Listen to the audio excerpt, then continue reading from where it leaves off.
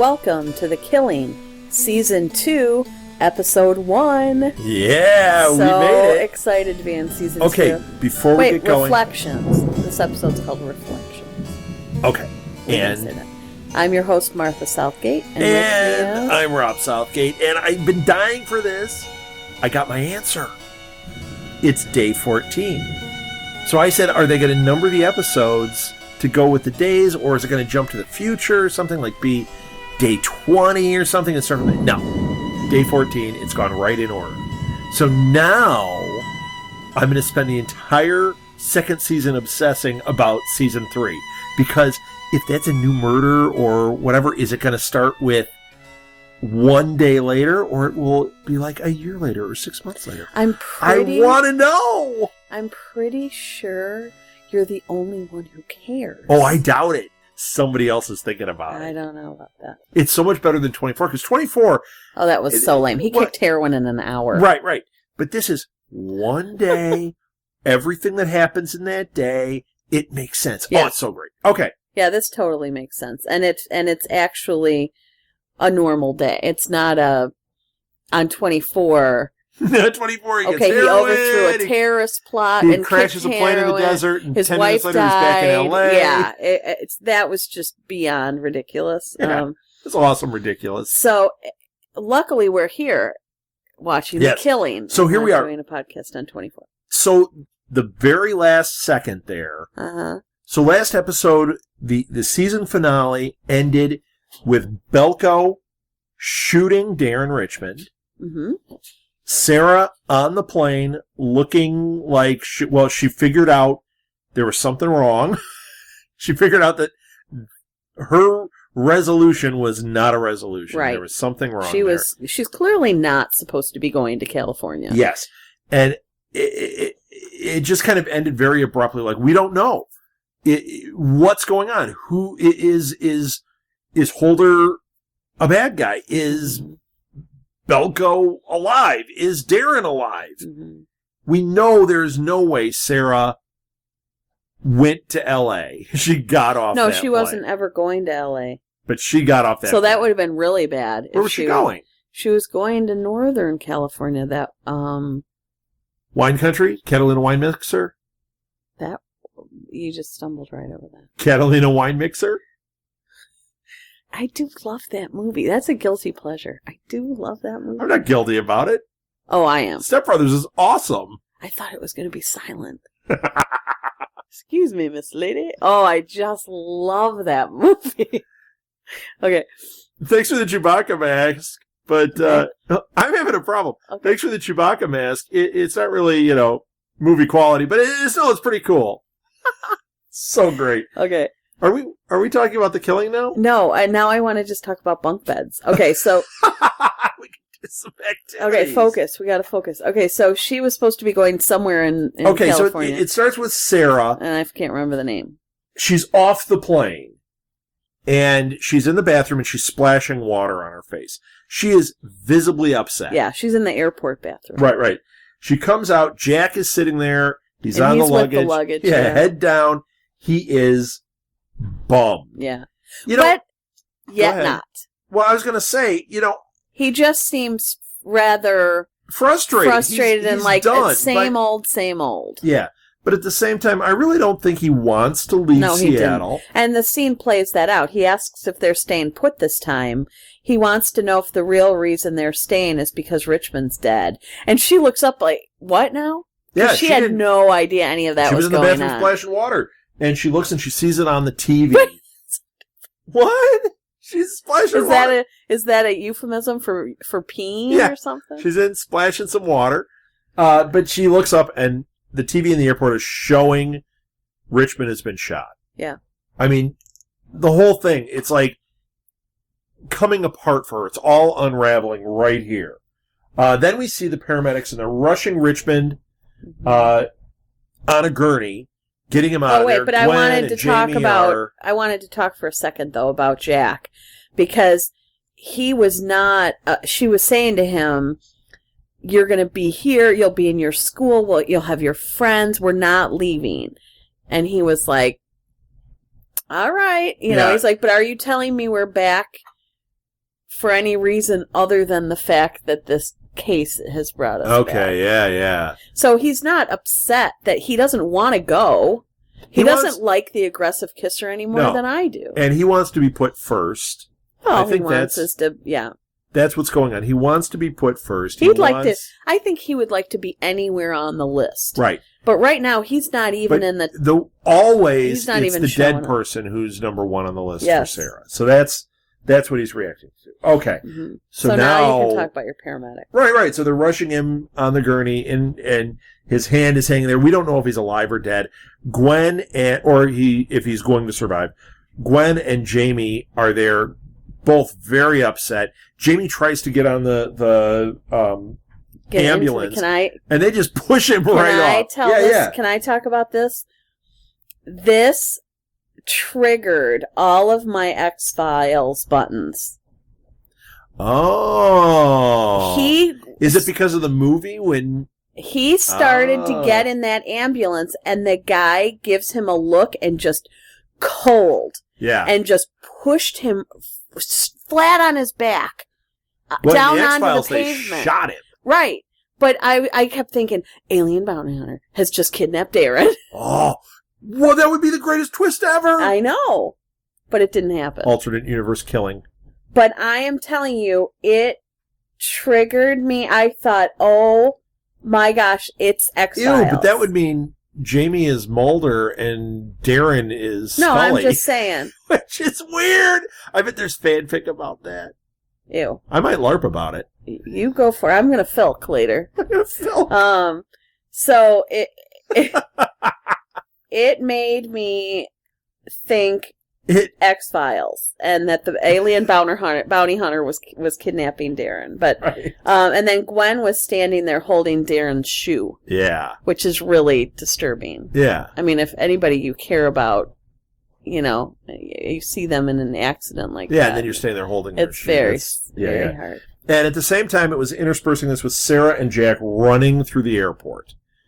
She's running to get out of there because she's got to figure out what the hell has gone on here. So now we see, after that whole scene plays out... And she thinks, man, I leave for a minute. Yeah, right. Mm-hmm. Sarah goes to the lieutenant's house. Yes. And she's got Jack. Oats, yeah, right. Oak or oat? Oats, peas, beans, and barley grow. Are you saying Pam or Pam? Yeah. Back to Step Brothers. Right. And Pam. She tells him that the photo was faked. Yes. And she thinks that Rosie's killer is still out there. Mm-hmm. And, at this point we don't know, but he, watching it, you see that he's kind of resistant. Like, he's kind of argumentative about it. Yes. And the impression I had at this point was that he was telling her, look, this is closed. Mm-hmm. Leave it alone. That's it. But as we find out, there's a little bit more motivation to it than it's just closed. Well, and she's got Jack. Jack is sleeping on the couch. Right. And in his house. And she says, what if Darren's innocent? And he tries to dissuade her from telling about the photo. Like, he doesn't want her to go and say, hey, you know what? That photo was faked, and I'm trying to get to the bottom of it. So she goes to take Jack, and he says, no, leave him here. Right. Let him sleep. Well, he also says something... I was so unsettled by that because you were. I kept thinking, something's not right. There's something not right. I and didn't get she's that. leaving him there. Yeah, and I didn't get that at this point. Oh, gives me the heebie-jeebies. What I had was that they have history, that she's known him for a long time, and this was one place where, okay, Jack is kind of in a home environment. I didn't get warm fuzzies. Little did I know. No, I did not get fuzzy feels. Now, the other thing that came out in there is she asked him about the photo, and she said about the photo, and then she asked about Holder, and how did he end up there? And Oates says that Gil Sloan signed Holder into homicide. So Gil Sloan is going to become an important character here. We're going to find out more about him. And the other thing that happened is when he was showing, now see, once again, I think he's using this as manipulation, but at the time in watching it, it was more, I felt more like he was caring for her. So I bought did it. Not get but he that. says to her, it's just like the last time when you got sick. Mm-hmm. And then she would just goes, Holder lied to me. Mm-hmm. So I was thinking that he was caring for her. No. But now we know, nope. I was not. He has some kind of agenda. I did not get a good vibe. And she was totally thinking conspiracy. Right. And he tells her to go. You're going to go anyway, so you might as well go. But leave Jack here. And I'm thinking, don't. See, I didn't get leave tweaked by Jack that, but now that you're here. saying it, it's awful. I kept thinking, oh no, now he's got a hold. He's got something over her. Right. And oh boy, I didn't. So I was at it that disturbed by that scene. Most likely because of my X-Files. Most likely. And so I'm going, oh, conspiracy. Yes, He's I'm right there with you. He is no Skinner. He's more like X was. Although there were episodes where Skinner, there were episodes though where you had the question. But at the same time, Skinny was a good guy. Of course. Of course. So Holder is in the car with Sloane now. Mm-hmm. And, Holder definitely, now this was something that when we ended the last episode, we didn't know. We thought, oh my gosh, is Holder dirty? Okay. And they don't flip that over yet in the episode, whether he is or not. But watching it here, I really did think they were flipping it over because he says things like that imply that he thinks the photo was real. And we find out that Sloane is the one that gave it to him. Mm-hmm. And it's not even like, I thought the photo was real. He doesn't know any of this is going on. Mm-hmm. He doesn't know anything. And it's almost like they're kind of celebrating the fact. And when you really pay attention to what they were saying, it's really that it's like, wow, thank you for helping me get that pushed through so we didn't have to wait for that photo. That was the game changer. But they weren't quite saying it outright. So there was still that question mark. It's not until later that you figure out, until after the scene with Holder and Lyndon in the police station, that you figure out he's not a bad guy. And he now knows that he's being interpreted that way. Exactly. So Holder gets a call then while he's in the car there. Right, that Richmond's been shot. And so he goes and shows up at Belko's because he knows that the mom has been and he killed the moms. I love when he says that. I love how he says actually wrote moms. It here. Moms is dead in the bathtub. Yes. And man, and they show her in there. At least she had on a bathrobe, but dead. He blew her brains out in the bathtub. Mm. That was brutal. Yeah. Brutal. Belko went nuts, man. Stan and Terry are watching the news. And then someone knocks at the door downstairs. Well, and on the news, it's talking about Richmond being shot. Yes. So. And they're also saying how he he's accused of killing Rosie. Oh, Belko is? I didn't catch that. No. Darren. Oh, but did they mention Belko here? Because I wrote about Belko shooting Richmond, but I don't think they did. I think they just said Stan has no idea. No. Okay. So then Holder shows up. Yes. Then they know because Holder shows up. Okay. And then Holder has to tell Stan. Now, this was a difficult one. Oh, yeah. Because Holder had to tell Stan how Rosie and Darren met. Oh, yeah. Would you care to field that? Well, and standing right there the whole time is Terry. Mm-hmm. So he tells him... Who's also a Beausoleil girl. Right. He tells Stan about Rosie being with Beausoleil and meeting Richmond at the casino, and that this was all tied together. He also tells him about Belko being the one that shot Richmond. So Stan's reaction, I mean, could you imagine being a father to a teenage girl who's been murdered? Oh my gosh. And finding out that she was an escort? Girl? Yeah. Oh, no. Well, and once again, Terry is standing there the whole time. Now, here's something I'm wondering. Mm-hmm. does Stan know about Terry? I don't know. Because when they say Beausoleil... Why didn't he look at her? Why didn't he say, you knew that? Like, if he knows about Terry, he might be, like, not wanting to say anything at that point. I don't know. Oh, please. So, yeah, you're right. He wouldn't know. He doesn't know. She knows. But she had that face. Oh, she had the face. Yeah. And then the one son was listening.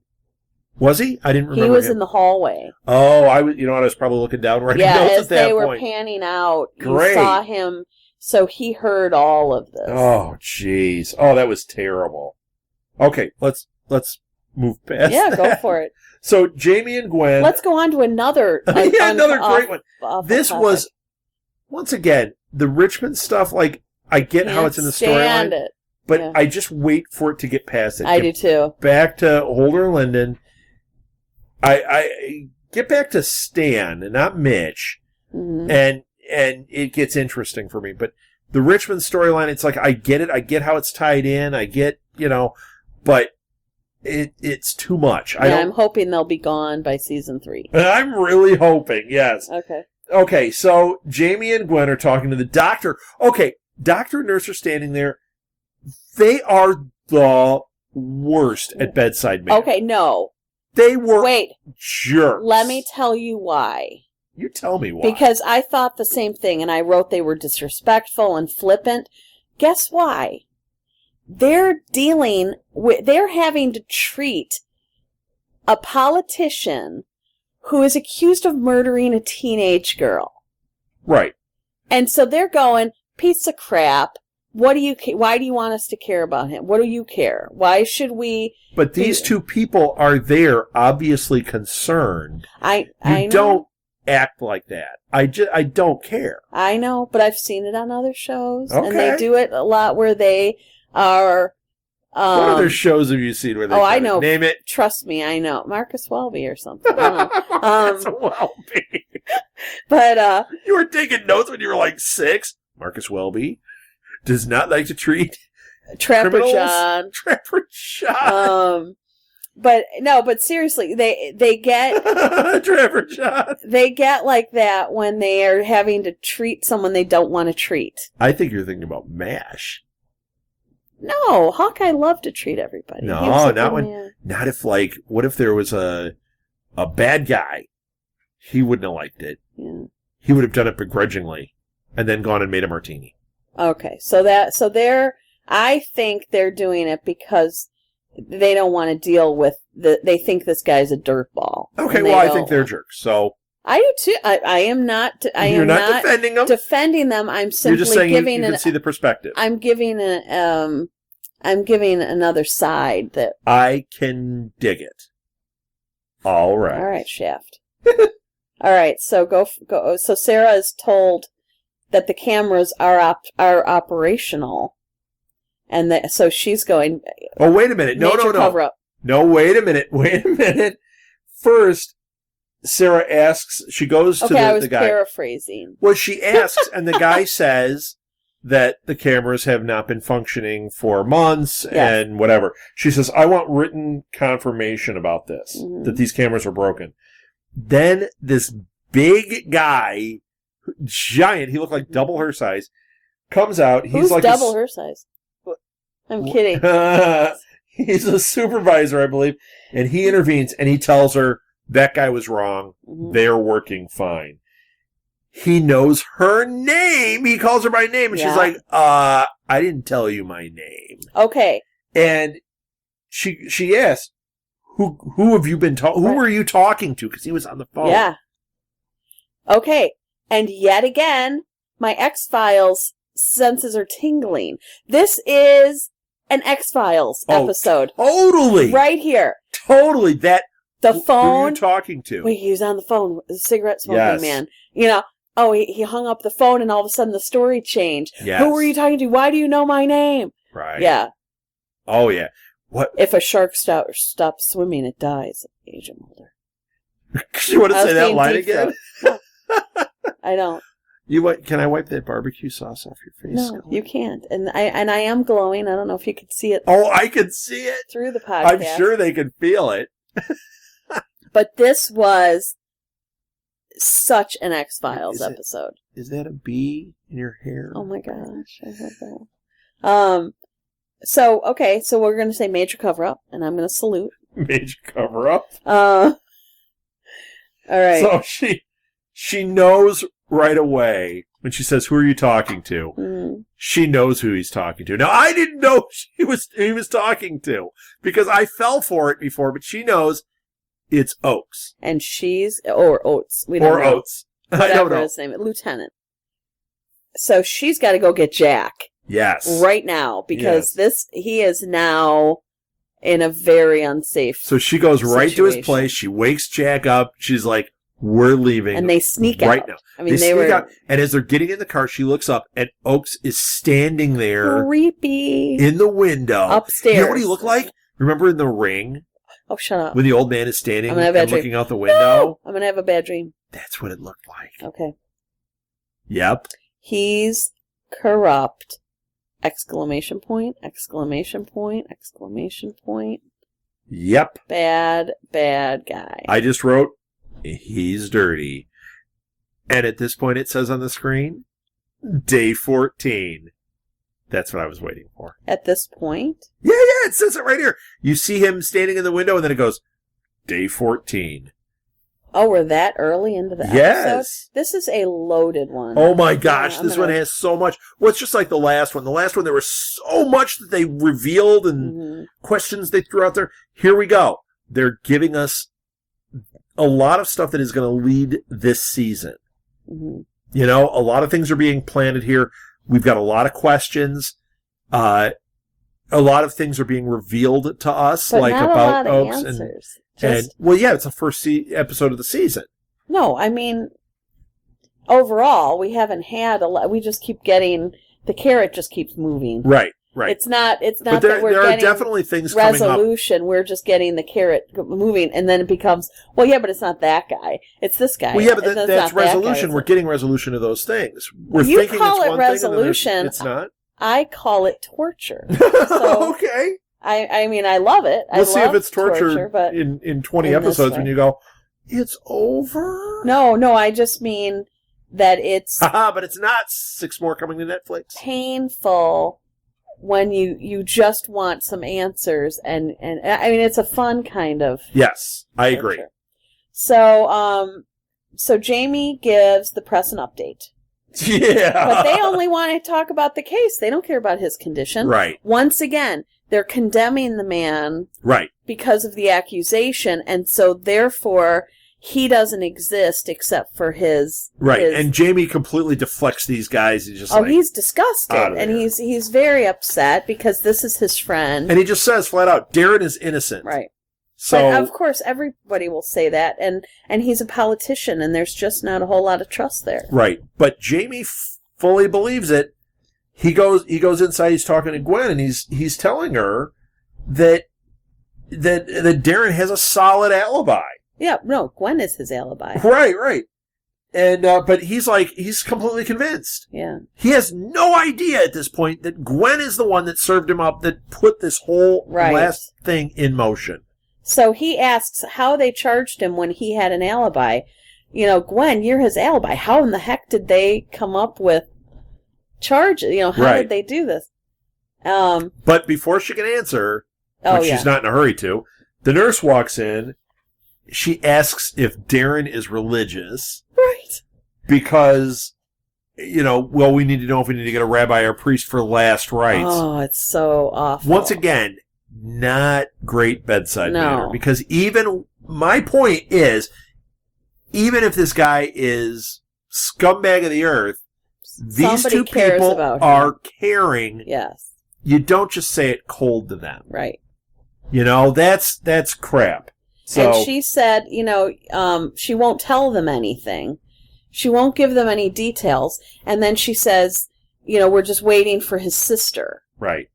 Because they need to have... Yeah, she's out of town. Family. She's in like Tallahassee or something. Yeah, you have to have family in order to get any information. Right. And, and so once again it shows... his and Gwen's relationship is not...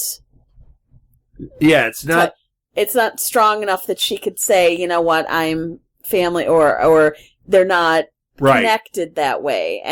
And so these two are just, they're the only ones who care about him. And they're not even, because they're not even connected to him in a way that would, not power of attorney, nothing. And so they're just sitting in a waiting room for all this time, just waiting for the sister. Right. So just kind of interesting. So now we see Mayor Adams, and he's with his advisor. Mm-hmm. And he says to him, I didn't want to win this way. Yeah. So... And you can understand that. I mean, the guy didn't wish this. He wanted... He didn't wish for him to be shot. No. And he wanted to be able to win by his bad he'll take the dealings. win. Of course. Who wouldn't? I mean, he's a politician. But he wanted to win by his bad dealings. My point is, he's not stepping up and saying, we can't accuse him of being guilty until it's proven in a court of law. Like, he's not doing anything to support Darren, which really would be the classier thing to do in this case. This guy has no class. He has never been He's just classy. like, I didn't want to win this way, and I'll take the win. Yes. So, there you go. Yes. Circle gets the square. Circle gets the square.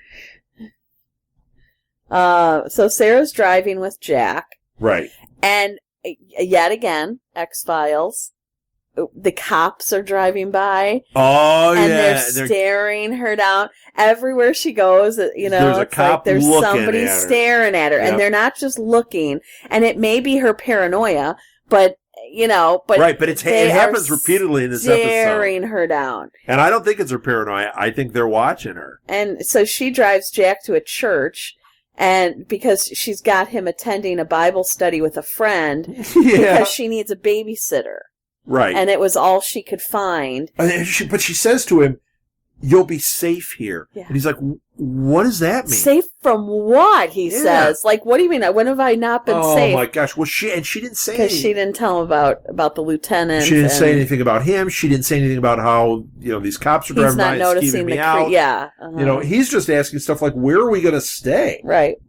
And now all of a sudden. He said, are we going back to Reggie's? All of a sudden he's hearing, you'll be safe here. What does that mean?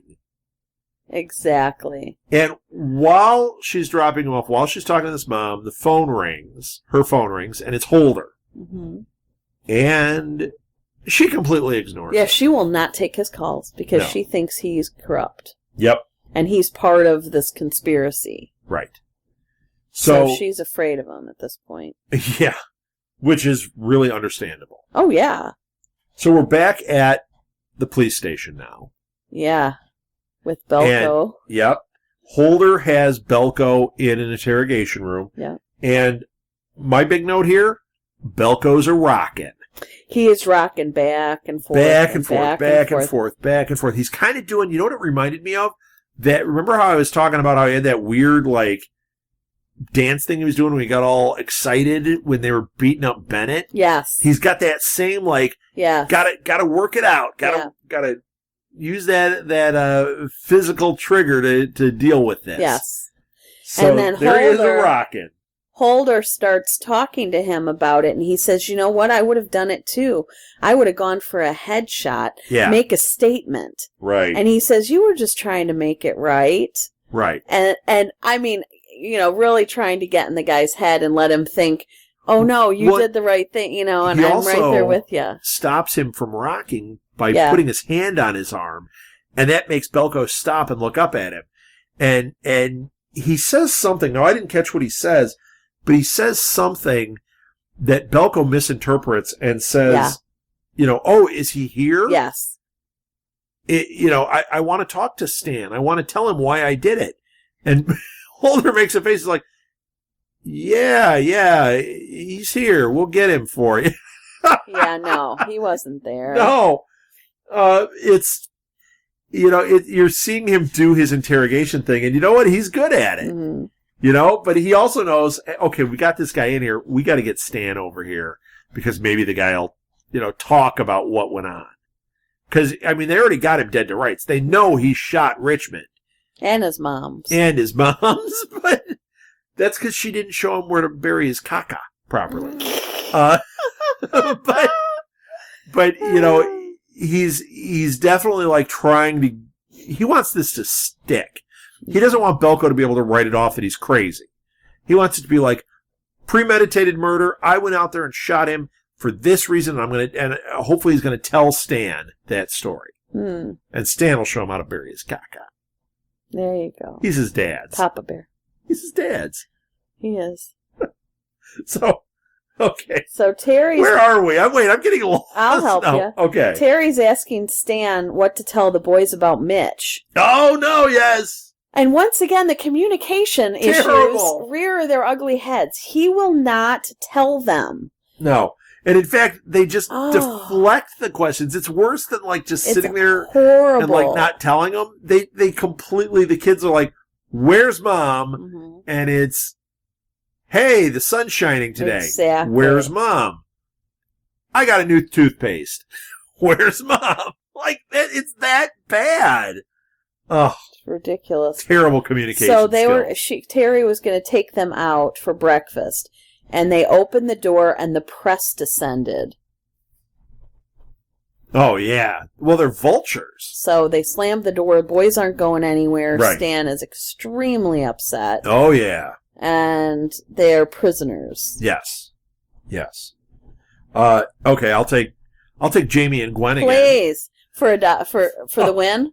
No, that's not the win with them. They're still holding a vigil at the hospital. And it's not their I don't dislike them. It's just that the storyline is a bit torturous. I'm just not a fan. I actually like the actors. Yeah. I like the characters are fine for being, as for characters. They are those characters, but it's just a bit tedious. I don't want to sit at the hospital. Why do we have to keep going to the hospital? Well, you're going to get a juicy one to talk about. I hope so. So maybe not yet. Gwen asks Jamie if Richmond was faithful to Lily. Mm-hmm. And then he doesn't say anything. He just kind of stares. Well, no, first, wait a sec. First, he asks her why she wasn't at the rally. Does he? She had just narked on him. To Sarah. And missed the rally. Right. So where were you? She says, I ate something that upset my stomach. Oh, yeah. And then she says to Jamie, was he faithful to her? Right. And then she goes, and he just kind of stares, and he goes, she says, oh, well, it makes sense. He loved her. Right. So she's wearing it on her sleeve right here. Oh, and yeah. If Jamie's not picking up those signals that she's jilted, then he's ignorant because she's just laying it out there. And I'm ignorant. Yep, and I got a juicy one to talk about there. Thank you. So Sarah's looking for Sloane. Right. She's at the police station. Right. And well, she's not at hers. She's at wherever he's out of, which is probably like a narcotics division or something. And, she's over there. And the guy, the guy at the window tells. I think it was a woman. Whatever. Tells her Butch that he retired 2 months ago. Right. And she also gives a fake name here. Sally. Right. She's all about Sally. Sally is her fake name, but she gives the name Sally, and the Pat says he's not there. Yeah, he retired 2 months ago. Right. And at that moment, her ex calls to question her about moving. Oh, that question, he's upset. He's like, look, you can't just uproot him and take him out of state without talking to me about it. He's not happy. But she thinks she can. Right. Because she's Sarah. Because she can, because she's Sarah. And she doesn't care. Yes. Well, the fact that he's been non-existent for years and years. How do we know he was non-existent or that she was keeping them apart? If she didn't tell him where she was. No, I thought that in an earlier episode she said to him, you don't appear in any way for 13 years and all of a sudden you're involved today. Like, that's why she was so upset. I'm just saying. I think he walked there and walked are two away. sides of the story. Okay. And you never know. Well, while she's talking to him, she sees a photo of Sloane on the wall and immediately recognizes him because Sloane is Holder's sponsor. Exactly. And it's all connecting in her head at as the same things usually moment, do. she sees the picture. Her ex is saying he wants to help if there's something wrong. She just goes silent and then hangs up on him because she sees the picture. Right. So she didn't even say... Which, on his end, he probably knows, the wheels are turning on something. Yeah. Because that has to be her M.O. That's a modus operandi, just so you know. So what does Sarah do with this newfound knowledge? What would any self-respecting Sally go do? What does she do? She goes to the Narcotics Anonymous meeting and tells them her name is Sally. She meets this girl Nadine, and she asks for Gil Sloane, and she says to her, well, I'm having a hard time, and he's the one that helps me out. Like, she really blows some smoke here, trying to get Gil's phone number. Mm-hmm. So she's on this guy's case, and Nadine says, the numbers are by the phone over there. No, the phone list is by the donuts or something, by the treats over there. Okay, but she goes and she writes it down, and Nadine's giving her the stink eye because she knows something's up, but Sarah gets away with it. She gets out of there. And, and once she gets the phone number, she gets access to his home address. Right. And while this is happening, Holder calls, too. No, Jack calls. Jack calls. No. Oh, yes. No. Holder calls and she ignores it. Then the phone rings again and it's Jack. And he's with Holder. Right. And once again, you get that feeling in your stomach like, oh, crap. Yes, when he's got something on her. Like he's using Jack to mess with her. Yeah. And you still don't know, is he okay? Is he a good guy or is he really bad? At this point, we don't know. Although, you suspected good, but I suspected good because of what happened earlier.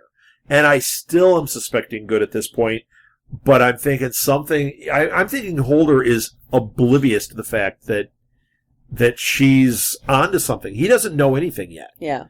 So all he knows is Jack's here and she's what ignoring me. Right. So she just hangs up on him. She walks into the office where Jack and Holder are, and Holder says, "You're like the monster in Friday the 13th. The only way to deal with it is to cut its head off." Right. And she's just staring. I'm like, really? That's not gonna... Well, the first thing he says, she walks in and he's sitting there like they're eating Funyuns again or whatever, and he goes, "Oh, busted." He's like doing these voices. And he tells her, "Oh, come on, Lyndon, you're my BFF." Yeah, that was funny. The whole scene, it was one line after another that was really funny. Here, I'm gonna do with another. Her. She's the straight man. She was not having any of it. She doesn't find him amusing. Well, here's my favorite. So Jack says he has to go to the bathroom. Yeah. And Sarah says, "I'll go with you," which is so awkward. He's a teenager. I'll go with you. And Holder says, "Are you going to wipe his boo-boo too?" Well, once again, from Holder's perspective, this is why I wasn't having that tripped thing. I'm looking at it from his perspective thinking, he doesn't know. He doesn't know what's a fake photo. He's oblivious. So he's thinking, this is what I do. I'm playing with you, Sarah. I'm making fun of you. I'm teasing you. But she thinks he's dirty. Yes. And that he screwed her over, and she is having none of it. And she lies to him and says that that they just missed their plane. Right. So he says to her, "You'll probably get the stewardess that you yelled at to let you off the plane." So he's letting her know. Yeah, that he's wise. I know that you left that plane. You didn't miss it. And yeah, because of course Jack told him that. Yeah. But Jack doesn't know why. Exactly. She didn't tell Jack. So at this point, Holder doesn't know why. And Sarah very passive-aggressively says, "Good luck cleaning up the mess. I hope it was worth it." Right. Meaning, you're the reason that all of these things happen. You're the reason that Belko killed his mother, shot Darren, and that all these things are happening is because you made a bad choice. Because you're dirty. And she leaves with Jack. And so Holder's just staring at her like, what? Yeah, he doesn't get it. What are you talking about? And then a cop, and I don't remember his name. They actually say his name here. Yeah, but he brings in the pics. Yeah, he brings in those pictures. Now, it's that blow-up of... Do you remember the episode when they showed the bike? They showed Rosie, the film of Rosie riding on the bike, and Sarah was watching it really intently. And there was in the side view mirror. Yeah, and this is the blow-up still of the side view mirror. And you could clearly see this, like, tattoo of, like, a face. Mm-hmm. Manga. Yeah, well, we find out that it's manga, but it's this, like, black and white tattoo thing. And it looks like a face. It does look like manga. That's what's on there. And he says to him, the cop says, like, oh, so you're a manga fan, huh? Or no, I think Holder says it to him. Oh, you're a manga fan. He's like, no, she asked for these pictures. And he's looking at him and he's like, this is information that's new to him. He didn't know about that. Right. Even though she wasn't keeping it from him, that was just part of the investigation that he wasn't clued in on yet. So Stan is coming downstairs, and Terry's on the phone crying. Oh, she's leaving hot a message. And it sounds like it's to Mitch, but you never know. See, I wasn't thinking Mitch. Yeah, it could be a guy. You know. I was thinking, like, remember how weird she was with that politician? Yes. I'm thinking it's one of her Beausoleil relationships that could be. She got attached to, and they're just, like, having nothing to do with her. Well, it could be, I thought Mitch, because she was saying, just call me, just talk to me. Yeah. And she's got the boys, and she doesn't know what to tell these boys. Which it's funny, because she absolutely said that stuff. Yeah. And it never crossed my mind. Oh, I totally thought of one of these, like, hot mess relationships that she has. Yeah, and I thought it could go either way, but I was leaning a little bit more towards Mitch just because... Now that you've said it. Terry needs Mitch to come back and parent these children. Yeah. She is not... This isn't her family. Yep. She has her own life to be leading, and... Now that you've said it, I think you're totally right what that was. And so Stan says he's going to see Belko. He asks Terry to move in until Mitch gets back. Right. I'm getting a little nervous that something's going to happen between the two of them. You've said that before. I don't believe it. I don't believe it's only people been 14 on this show days. have boundary issues. It's only been 14 days. He clearly loves his family. I think that him crossing a line with Terry would be completely out of character. I also don't think that she has shown any attraction towards Stan. But once again, she is a mess. Mm-hmm. So who knows? I think she's more likely to all of a sudden, be all over Holder or something, and you'd be like, what is going on here? No, I just have a bad feeling. No, I hope that's not the case. Yeah. And Jamie and Gwen are in the waiting room. Now, here you go. Yeah, this is the juicy. You take it. Go for it. So, Gwen blurts it out. What? She tells Jamie that Richmond wasn't with her. Mm-hmm. And she tells him that she's the one that told the police. And Jamie is shocked. Oh, my gosh. And he can't even believe it. Yeah. I mean, you could just tell this guy's like, wait a minute. And for him, it's not just you betrayed him, but you had me believing that you were the alibi, that this was solid. Why didn't you tell at least me the truth? Yeah. I'm being completely lied to here. Yeah. Who's involved in this? Richmond told him already in that previous episode when he said, are you telling me everything? Mm-hmm. I got nothing to hide. Here he's thinking, he does have something to hide and you've been hiding. I'm getting deceived here. Mm-hmm. He risked everything by doing that ploy earlier in the last season when he went and worked for Adams for that, and made it seem like he was to root out the mole. What did he do all that for if it's just for him to be betrayed right here? Exactly. Tough scene. So Sarah and Jack are at the Happy Day Motel. Happy Day Motel. Happy Day Inn.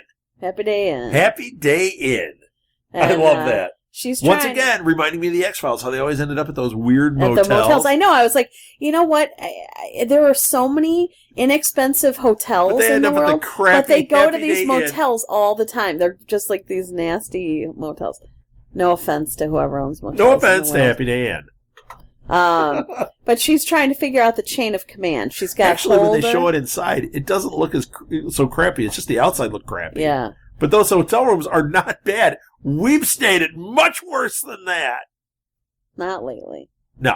So she's trying to figure out the chain of command, and she's got written on this clipboard, Holder, Sloan, and then a question mark. So she doesn't really know. Need to write Well, I mean, come on. And she doesn't figure in the lieutenant?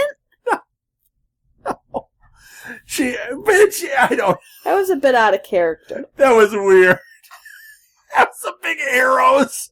Yeah, it was pretty goofy, and I'm like, do you really have to write that down? That doesn't seem like Sarah at all, so it was pretty funny. I was amused And by why that. didn't she have the lieutenant anywhere on there? Because she knows that he has something to do with it, because that's why she went and got Jack Well, out he of was his on. house. He might have been on page 2. There was another arrow possibly that we didn't see.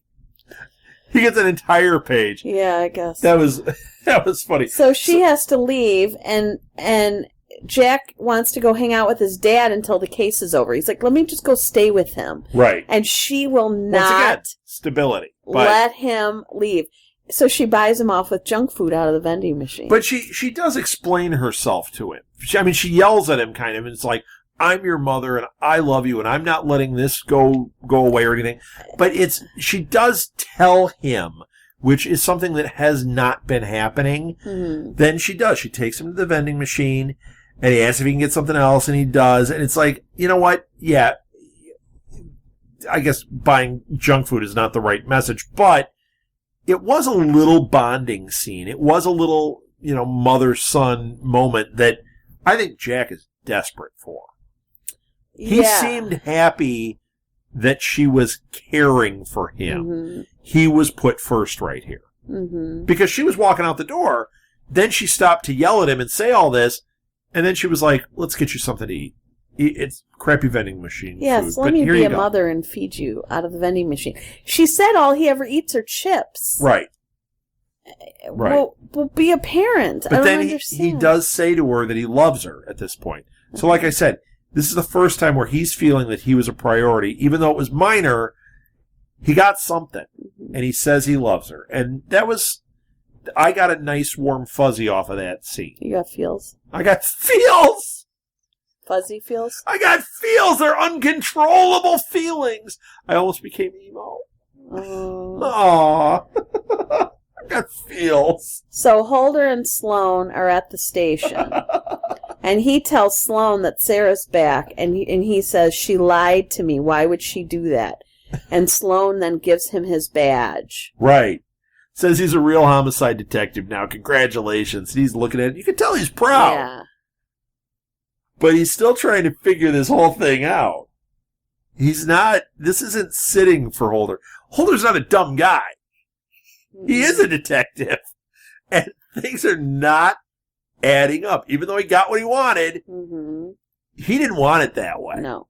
He doesn't know how he got it. Just like the mayor didn't want it that way. Right. Right. So then we see Stan. Oh, Stan and Belko. And he's sitting in the room with Belko there. And Belko is proud of what they did to Bennett. But he just keeps wanting to come home. He's like, can I come home? When can I come home? Right. Well, he's a doofus. He's off his nut. He is. But he starts talking about it, and he's like proud of what they did to Bennett. He's like, remember, it was like that. It was like that. Remember that night? And Stan looks mortified. Well, he says, I got him good.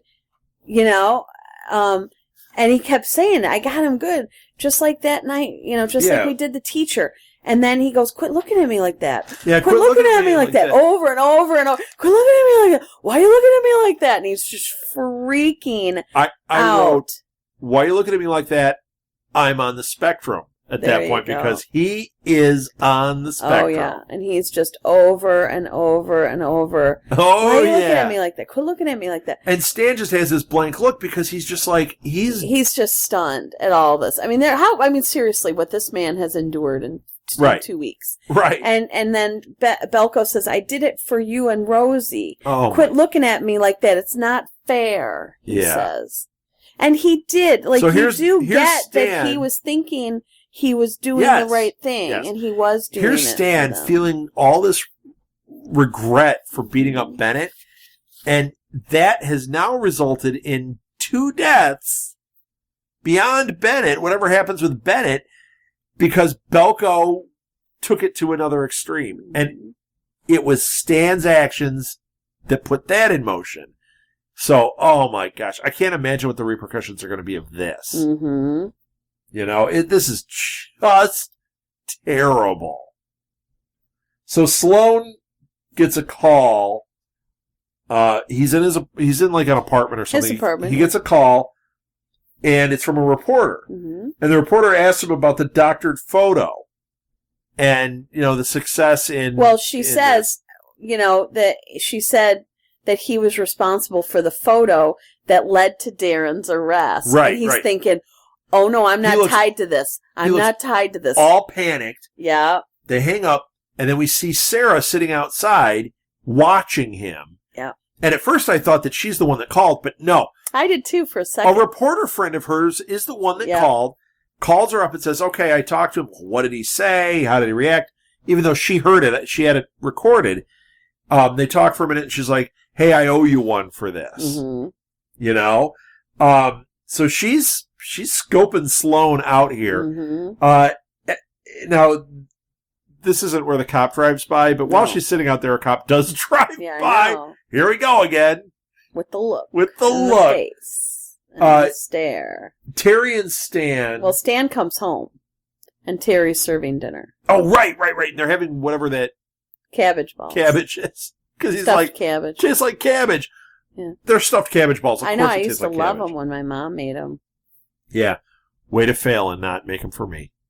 Way to develop food allergies and not be able to eat tomato. Aw, that's right. You just ruined my night. Remember when you introduced me to stuffed peppers, too? I never had that. That was delicious. Mm-hmm. No, we can't have it. And we can't have those either. Nope. Dang, food allergies. Stupid food allergies. Trying to take down some foodies over here. So while they're sitting at the table there, Tommy is being very surly. He's talking back. Yeah. He is being and Terry just goes, somebody needs to eat. Like, somebody's blood sugar is dropping. It's not that, Terry. It's that somebody would like to know where their freaking mother is. Yeah, where's Mom? My sister was killed. Where's Belko at this point? Why? What happened there? And Denny's asking about his mom, and Stan finally says she's at Grandma's. Yeah, but they won't communicate with these kids. It is a deflection. Why is she at Grandma's? When's she coming back? And they won't say a word. Nope, just deflects it. Yep. So here you go with it was Sarah. Go ahead. This is where the cop drives by. You go Sarah. for it. You take it. And and we get that look, but then we see Sloan right after he drives by. We see Sloan come out of the apartment, and he gets in his car. Mm-hmm. And takes off, and Sarah follows him. Mm-hmm. Now, how this guy doesn't see a car following him, I have no idea, because it's so obvious. He's not a very alert detective. Right. Well, he's narcotics, but she starts following. They don't have to be alert? Well, yeah, but he's not a homicide detective. It's just a different thing going on there. I watched The Shield. They would be alert. They would be alert. Although he's dirty, man. So are they. Yep. So the doctor tells Gwen and Jamie that Darren, now all of a sudden they can talk to him. I'm not sure exactly what happened. Yeah. Because the sister never showed up. Right. But all of a sudden now they can tell him that he's paralyzed from the waist down. Although I still have to say, now the guy is giving information, but he's still a jerk the way he says it. It's just, I don't know what that is, if it was designed this way, or if this actor is just like, I'm going to be a jerk in every scene, but he totally just has this, like, negative vibe. When he tells him, it's just like, yep, we did this. And I still think it's that he thinks that the guy is a child killer. You could be right. But Jamie kicks Gwen out. Right. Well, yeah. She is largely responsible for the things that are going on right now. Even if Darren is responsible ultimately for it, her not telling him, her allowing it to escalate this way, this really sits on her. Yeah. Just like we were seeing with Stan, feeling that what Belko did sits on him, this is sitting on Gwen in Jamie's mind. Yeah. The show should just be called The Killing. We have no communication skills. Right. Because there's not really a member of this cast. No, wait, there is. Name one. Jamie. Jamie has been... Yeah, Jamie. He asks questions. He says what's on his mind. So it's Jamie saying, I am with a bunch of people that have no communication. That's really what it is. I mean, he's the one character that I can think of that has been consistent. You know, when he was deceptive, when he wasn't communicating, it was because he was supposed to be deceptive to get in with Mayor Adams. Yet at the same time, he was delivering information to Darren. He is the guy with communication skills. Maybe he could teach the others. Good thing he's an advisor. Right. He's in the right role. So Sloane pulls into an empty lot. Yes. Yes. And it's, you know what? I think it's that same lot that they found the Indian bones in. Do you like it a lot? Yes. And it's got the Mayor Adams billboard up, renovation project or whatever. I think it's that same one. Yeah, because it's remote. There's nobody working there right now. Right. And rather isolated. Right. And now, once again, we're getting to that part where things are coming really quick. Mm-hmm. Short little burst scenes. Okay, I get to do this one. Yeah, do it. So Holder is at the police station, and one of the cops comes in and says, "Oh, are you working the late?" Oh, I got his name. Remember I said before? Yeah. It's Ray. Ray. That so Ray comes in and he says, "Are you working the late shift tonight?" He said, "We're about to order Chinese food." And Holder says, "What are you ordering all that for? You're always with the Chinese food." And he says, "Yeah, like your burgers without meat.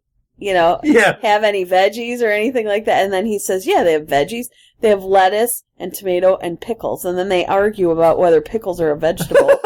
And then the shots are fired. Then you hear the shots. But I love Holder so much. Yeah. Well, I love Ray. I love the little interactions because they've had a couple now. Mm-hmm. And he's a perfect little foil for Holder. It's really good. But the shots are fired. Belko has a detective on his knees with a gun to the back of his head. He somehow got it away from dopey... I think that's like Jerry from Parks and Recreation. Oh, no. Cop. He's just like this Damn it, Jerry. He's this dopey guy that screws up. And Belko's freaking out. He just wants to go home. I want to go home, is what he keeps yelling. And then, you want to do this part? It's the most exciting thing. Jamie's looking at Darren through the glass. No, I skipped that part because that was not exciting. Well, that's what I thought. Gwen is looking at the dried blood on her chest? No. Where are you? No. It's already happened already. Belko shoots himself. Oh, yeah. Where did I leave You missed the most exciting thing. Oh, he blows his own head off, I wrote. We didn't blow his head off. He shot himself through the head. Okay, well then how would you explain? Well, his head didn't blow off. He still got a head. He blew his brains out of the back of his head. Okay, Mr. Literal. Well, I am. Because if the one time you're a literal. I know. What do you care? I'm just very concerned about this. He shot himself in the head. But he did. And I wrote, Belko shoots himself, splat. That's literal. That was so gross, too, when you saw the glass, and you just saw it go up on the glass. Yeah, it was disgusting. Yeah. Sure. Then Jamie's looking at Darren through the glass, and he just is very upset because he's paralyzed, and oh my gosh! You hear sad Hulk music. Yeah, and then Gwen is at home in her bathroom, and she sees the dried blood all on her. Yeah. Oh, you know what? Person. That was one of the most disturbing. That was actually more disturbing to me than Belko shooting himself. When you saw the blood go up, seeing the blood, the dried blood, like on her bra and her stomach, it was really upsetting to me. that was an image that kind of stuck with me. Like, that just really bothered me. Which normally these things don't. That one really... Normally dried blood on people doesn't bother me. Like, That's like a seeing weird Belko comment. shoot himself, seeing the mom dead in the bathtub. Doesn't bother you? It doesn't bother me the same way. Oh my gosh, you are such a desensitized... Well, no, it doesn't... Like, I see it, I know that, like, it's a TV show. Like, it doesn't affect me that way. This, for whatever reason, felt very real. It was one of those moments that was very real. Like, it stayed with me in a different way. I'm with you on that. Yeah, I it was can understand. strange. So Terry and Stan are listening to the news again, and he's sleeping on the couch. Right. And Holder is staring at the blood stain. Yeah. He's just sitting there looking at Belko and the blood stain. Well, actually, another thing that happened there, when Stan is sleeping on the couch, one thing that they're saying, if you listen to what they're saying, they're actually talking about the situation, and they say, you've got to feel for the Larson family through this. So they're actually talking about how, I'm sure, and I don't know if they made it clear, but they are talking about how they know Belko, and this is all like exploding here. And that's what he's listening to as he's trying to lay there on the couch and go to sleep. So then Holder's looking over Belko, and then we see... he's just staring at the bloodstain. Oh, I thought Belko was still there, that the body was still there. Adam's advisor gets out of the car. So now we know who Sloan is meeting at that work site. Yeah, the mayor's right-hand man. Yep, that guy. He gets out of the car, he goes up and he's talking to Sloan, and it looks like they're arguing. We don't really hear what they're saying, but clearly they're arguing. But Sarah's sitting in the car watching every bit of this. And here's another X-Files moment. Which is? Someone is taking pictures of her. Who is taking pictures of her? I don't know. What? Who is taking these pictures? This doesn't make sense to me. Because, okay, Sloan and the advisor are out there. Who else would be at that site that would be interested in her? Well, couldn't it be the lieutenant? Why would he be taking pictures of her? Because she's following Sloan. She's getting too close. I don't know. Oh, maybe. I don't know. He's involved. I cannot figure out who is shooting pictures of her. I would think if it was like a reporter or something, they would shoot pictures of them. No, Why? because if it's the lieutenant, he doesn't. He or somebody like that who's involved. Right. They wouldn't take it of them because they don't want there to be a record of them. But they would be able to show these guys and go, look, she's watching you. She's following you. Here's what she looks like. Here's what... I just can't figure out who it is. Like, definitively. It's very disturbing. I thought it was great. That's the end of the episode. End scene. That was a 2. heck of an episode. I cannot wait to get into the next one. Yeah. I know it's going to be really cool, and I know that we're going to start finding some stuff out. We still don't know definitively about Darren Richmond, whether he is guilty or not.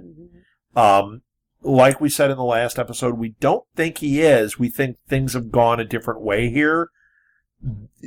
But we still don't know. I don't think we're going to know about him until whatever happened is finally revealed. Yeah. And guess what? You're paralyzed now because you didn't have communication skills. Nice work. Because if he had just talked about it, they would not have made him prime suspect. They would never have accused him. Which keeps Belko out of there. Because he could have proven... Just like Bennett getting beaten near death because he didn't communicate. Yeah. Darren didn't communicate. Now he's been shot. Who's next? Better not be Ray. I like that guy. You could call me Ray. What was that from? It's a commercial from or something when we were kids. Nobody's going to get that one. That was Ray J. Jr. You know who would get it? Who? You can call me Ray, or you can call me Jay. Agatha. You can call me Ray J, or you can call me J. Ray. Agatha would get it. You She'd think so? That was funny. Okay. I don't know if she'll think it was funny. She would. Agatha gets me. Yeah, okay. All right, say goodnight. Good night.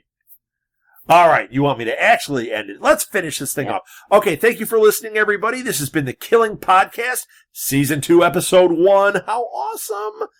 We've got 12 more episodes left of this season. Please follow us on Facebook at the Killing Podcast. You can follow me on Twitter at rsouthgate, where I tweet about this show and other shows we do, get updates about the shows that are coming out. We have, I think I counted today, and there were 21 shows on our roster right now. With so many more coming. Lots of shows, lots of great stuff to listen to and to stick in your ear hole and enjoy. That was some ad, wasn't it? Yeah. Our website, where you can check out all these shows, is www.southgatemediagroup.com. And we just added some blogs there, so there's even more fun stuff to kind of check out and experiment and, read and listen to. Just lots of stuff going on. And I do original artwork for each show. Original. I just take a picture and I write a number on it. But there's different artwork for every single episode, which some people have said is kind of fun. Let's see. I think that's it. Mm-hmm. Why don't we wrap it up? All right. For the Killing Podcast, I'm Rob Southgate. And I'm Martha Southgate. And we will talk to you on the next episode. Until then, let's just keep thinking, who did kill Rosie Larson? Not Belko. Not Belko. If you would like to donate to help pay for this and other Southgate Media Group podcasts, simply go to our website, southgatemediagroup.com, and click on the donate button. It can be as little as $1 or, well, as much as you want. Help keep this fun going by supporting this and our other shows. Thanks again for listening, everyone. You're the best fans in the world.